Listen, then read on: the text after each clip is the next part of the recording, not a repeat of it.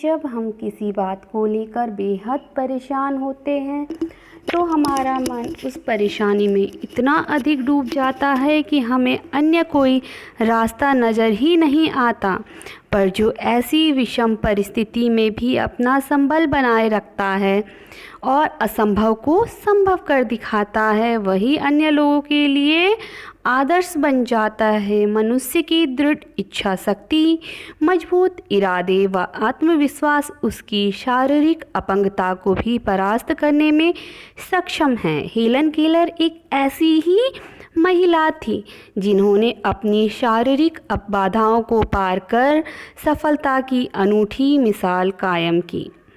27 जून 1880 को अमेरिका में तस्काम्बिया नामक छोटे से कस्बे में एक छोटी सी और सुंदर बच्ची का जन्म हुआ और उसकी माता का नाम कैथरीन एडम्स केलर और पिता का नाम कैप्टन आर्थर था।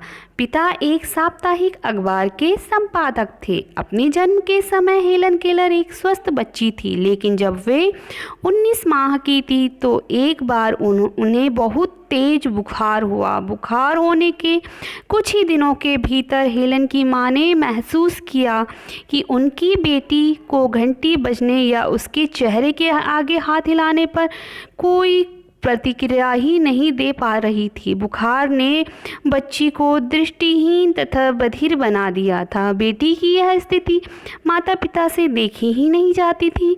हेलन के बचपन के ये सबसे कठिन दिन थे। उसकी स्थिति में सुधार की आशा दिनों दिन क्षीण हो रही थी। ऐसे में हेलन की माँ उनकी पहली गुरु बनी। उन्होंने उसे कई छोटे छोटे काम करने सिखाए। एक दिन हेलन की माँ ने एक समाचार पत्र में बोस्टन की परकिंस संस्था के बारे में पढ़ा। हेलन के माता पिता वहां गए और उन्होंने वहां की संरक्षिका से घर आकर हेलन को पढ़ाने का अनुरोध किया। वे तैयार हो गई।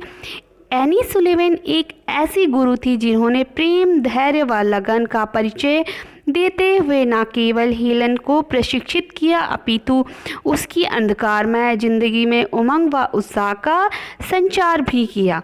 उन्होंने कई घंटों की मेहनत के बाद हेलन को वर्णमाला याद करवाई। अपनी असाधारण प्रतिभा के कारण हेलन 6 महीनों में ही 625 शब्दों से परिचित हो गई।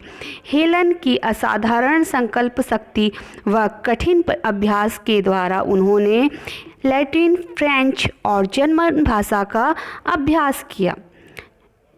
उसके बाद देखिए क्या हुआ कि 8 वर्षों के घोर परिश्रम से उन्होंने स्नातक की डिग्री प्राप्त की। सुलिवन की सहायता से हेलन ने Mahatma Gandhi, Rabindranath Tagore, Karl Marx, Tolstoy आदि अनेक महान दार्शनिकों व साहित्यकारों के बारे में पढ़ा। हेलन ने ब्रेल लिपि में कई पुस्तकों का अनुवाद किया और मौलिक ग्रंथ भी लिखे। हेलन को घुड़सवारी का भी बहुत शौक था।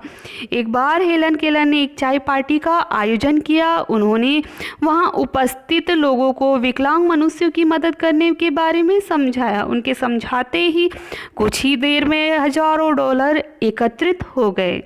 हेलन केलर परिस्थितियों से हार न मानने वाली महिला थी। एक बार उन्होंने कहा था कि जिंदगी के पहले 19 महीनों में मैंने जिन विस्तृत हरे भरे खेतों, चमकदार आकाश, पेड़ पौधों और फूलों की झलक देखी थी, उस पर मेरा अंधापन कभी भी पूरी तरह कूची नहीं फेर सका। इससे क्या साबित होता है? इससे साबित होता है कि वो कभी भी हार मानने वाली महिला नहीं थी। उन्होंने क्या कहा देखिए, आगे देखते हैं कि यदि हमने एक बार किसी को देखा है तो फिर कुछ भी हो जाए हम तो उसे समझ चुके हैं। जैसे हमने एक बार दिन को देखा है तो फिर चाहे कैसा भी दिन हो, दिन तो हमारा ही है। ठीक है। हेलन ने 6 बार विश्व भ्रमण करके करोड़ों रुपए की धनराशि एकत्रित की। उसके बाद उन्होंने उस धनराशि से विकलांगों के लिए अनेक संस्थाओं का निर्माण किया।